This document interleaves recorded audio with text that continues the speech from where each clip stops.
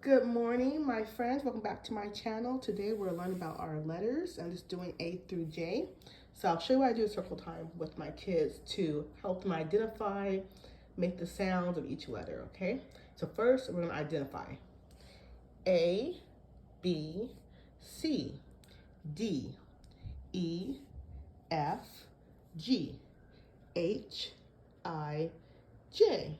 And now make the sounds, okay? A is for apple. B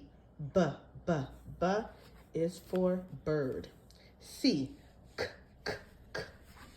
for cat. D is for duck. E is for elephant. F for fox. G is for goose. H is for horse. I is for ice cream. And J is for jack-o'-lantern. So I do this every single day. I'll start with maybe like 5. So last time I did like A through D.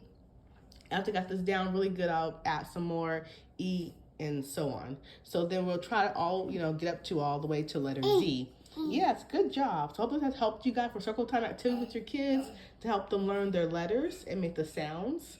You guys have a good day. Talk to you later. Bye.